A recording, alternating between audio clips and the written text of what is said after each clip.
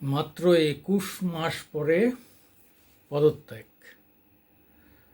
খুবই দুঃখজনক ঘটনা। আমরা খুবই গর্ববোধ করতাম যে ভারত বংশোদ্ভূত একজন মানুষ, তিনি ব্রিটেনের বা ইংল্যান্ডের প্রধানমন্ত্রী। আমি সুকুমার দেবনাথ, আমার ইউটিউব নিয়ে আপনাদের সামনে আসি, দয়া করে আমাদের একটু সাপোর্ট করবেন। আপনারা জানেন আমি যা বলতে চাইছি, অনেকে হয়তো দেখেছেন, তবুও না বলে পারছি না। 21 মাস পরে এত দক্ষতার সঙ্গে এত ভালো কাজ করার পরেও তাকে চলে যেতে হলো। লেবার পার্টি সেখানে ব্রুট মেজরিটি, মানে 410 পেয়েছে। 650-এর মধ্যে 410 পেয়েছে, আর এনার দল 117। যাই হোক, তার স্ত্রী অক্ষতা মূর্তি আমাদের দেশের ইনফোসিসের অধিকর্তা এবং একমাত্র কন্যা অক্ষতা মূর্তিকে বিয়ে দিয়েছিলেন সুনকের সঙ্গে। আজকে দুজনেই হাত ধরাধরি করে প্রধানমন্ত্রীর বাংলো থেকে বেরিয়ে এলেন এবং বেরিয়ে এসে একটা স্পিচ দিলেন জনগণের জন্য, তার কর্মীদের জন্য যারা অক্লান্ত পরিশ্রম করেছে। আবার দুঃখ প্রকাশও করলেন। এটাই হচ্ছে একটা কেয়ার স্টার্নার তার জায়গা নিলেন। যাই হোক, আমাদের সঙ্গে সম্পর্কটা কেমন হবে? ঋষি সনক থাকাতে আমাদের যে লাভ হচ্ছিল, লাভ মানে সুসম্পর্ক। কোনো দেশের মানে বিদেশ নীতি অত তাড়াতাড়ি পাল্টায় না, তবে ফ্রেন্ডলি কেউ থাকলে সেটা যেভাবে মানে ক্যারি আউট হয়, যদি সেরকম না হলে তার সঙ্গে অতটা মনের মিল না থাকলে যা হয় আর কি। তবে নতুন যিনি এসছেন তিনিও ক্যারিও বলেছেন যে ইন্ডিয়ার সঙ্গে আমাদের ভালো সম্পর্ক থাকবে, এবং যে একটা কথা অবাধ বাণিজ্য বলে একটা কথা হচ্ছিল, যেটা ঋষি সনক থাকলে হয়তো খুব দ্রুত এটা হয়ে যেত। এখন তার পরিণতি কী হবে জানি না।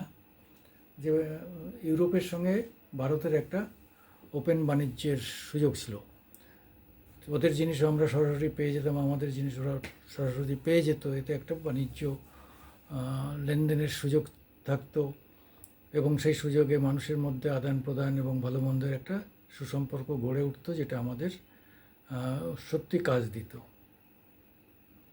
এখন যাই হোক, তিনি পদত্যাগ করেছেন। এখন তার স্ত্রী অক্ষতা, তারা বিশাল বড় লোক আমাদের ভারতবর্ষের। যারা ধনী তাদের প্রথম সারিতে রয়েছেন কৃষ্ণমূর্তি, নারায়ণ কৃষ্ণমূর্তি পুরো নাম। যাই হোক, এরা হচ্ছে সম্ভবত অন্ধ্র, মানে দক্ষিণ ভারতীয় লোক, কিন্তু ভালো বিজনেসম্যান। দক্ষিণ ভারতীয়দের তো ব্রেন তো ম্যাক্সিমাম দক্ষিণ ভারতীয়দের, যত বড় বড় বৈজ্ঞানিক থেকে আরম্ভ করে সবই দক্ষিণ ভারতীয়রা। আমরা তো শুধু আন্দোলন, চেঁচামেচি, ভালো বক্তৃতা দিতে পারি সবই, কিন্তু মানে সায়েন্টিস্ট বা আর্থিক উন্নয়নের ক্ষেত্রে আমরা ততটা এগিয়ে না। তবে আমরা সাহিত্যে এগিয়ে, এসব ঠিক আছে, কিন্তু আমরা সায়েন্সের যে ব্রেন, সূক্ষ্ম ব্রেন, সেটা কিন্তু আমাদের কম। যদিও আমাদের আচার্য প্রফুল্লচন্দ্র রায় মতো লোক ছিলেন, জগদীশচন্দ্র বসুর মতো লোক ছিলেন, মেঘনাথ শাহর মতো লোক ছিলেন অনেকেই, কিন্তু কথা হচ্ছে তারপরে আর আমরা ইদানিং আর সায়েন্টিস্ট দেখছি না আমাদের পশ্চিমবঙ্গে, মানে বাংলার ক্ষেত্রে।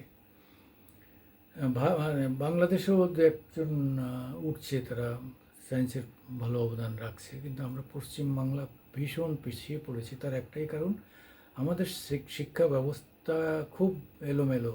শিক্ষা ব্যবস্থাটাকে আরও জোরালো না করলে, ওই পার্থ চ্যাটার্জিদের হাতে পড়ে শিক্ষা ব্যবস্থার 12টা বেজে 13টা হয়ে গেছে। এই জায়গার থেকে বেরোতে হবে, না হলে আমাদের এখানেও সেই উন্নয়ন হবে না। যাই হোক, এক কথা বলতে আর এক কথায় চলে এসেছি। ঋষি সনক এবং অক্ষতা মূর্তি আমাদের মেয়ে ও জামাই, তারা 21 মাস পর তারা পদত্যাগ করতে বাধ্য হলেন, মানে ভোটে হেরে গেছেন। দেখা যাক, আবার বয়স কম, আবারও কোনো একদিন দেখা যাবে যে আবার হয়তো 2 বছর পরে সে ফিরে আসবে। আমি মামাটি মানুষ ইউটিউবে নিয়ে আপনাদের সামনে আসি, আপনারা আমাদের একটু লাইকস দেবেন, শেয়ার করবেন, সাবস্ক্রাইব করবেন। নমস্কার, যারা ইতিমধ্যে সাবস্ক্রাইব করেছেন তাদের অশেষ ধন্যবাদ এবং নমস্কার।